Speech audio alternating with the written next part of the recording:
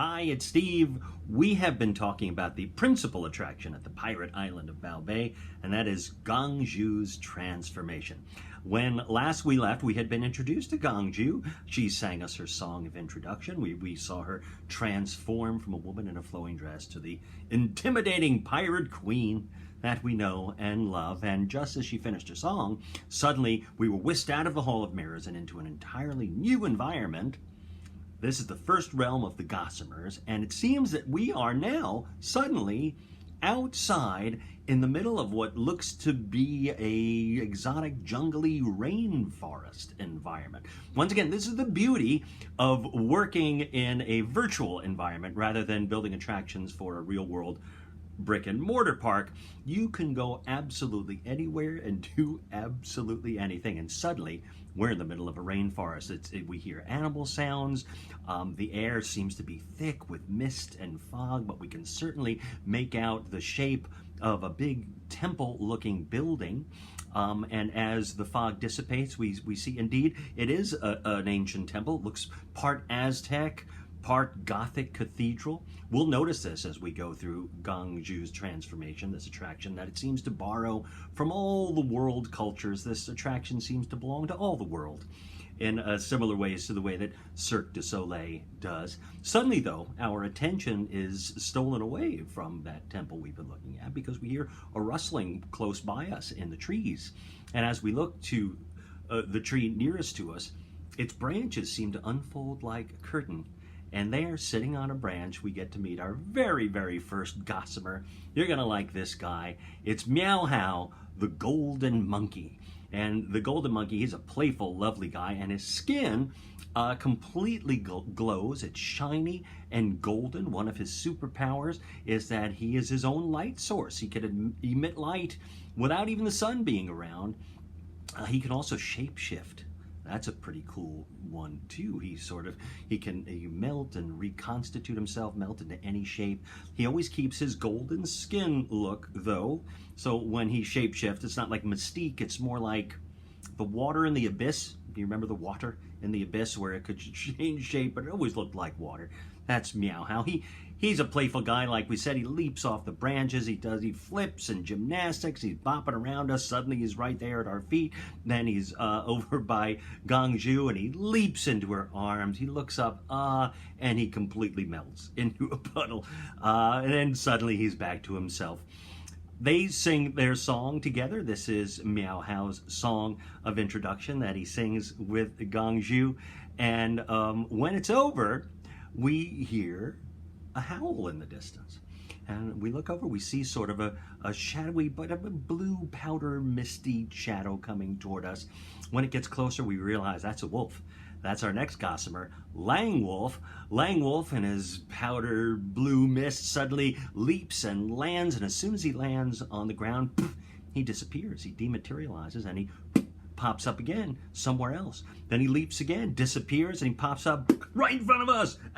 Then he leaps again. He's over by the monkey. Leaps again. He's over by Gong Zhu. This is his power. He can dematerialize and rematerialize at will wherever he goes. He has a couple of other powers too. That howl of his that we heard is so powerful. If he wants to, he could shatter a building with it. So watch out for Lang Wolf. And he can even harden his body into a super solid. So beware, hunters. Lang Wolf is not very easy to harm or kill. Now, Lang Wolf certainly gets along with Gong Zhu, and they sing together. He sings his verse of the song, and so we feel well introduced to him. And just as his song ends, our attention is drawn to the top of the cathedral where we see a glow, and we realize that's two eyes glowing at the top of the cathedral. And suddenly we see a figure leap off of the top of the cathedral, and that's a cat. Oh my gosh, it's a black cat. That's Regal Cat. Regal Cat, once he's off the top of the cathedral, seems to burst into a million colors. It's somewhere. He's like a fireworks, but more. It's fractals, a kaleidoscope of fractal beauty just descending on us, sort of diamonds of color everywhere swirling around us.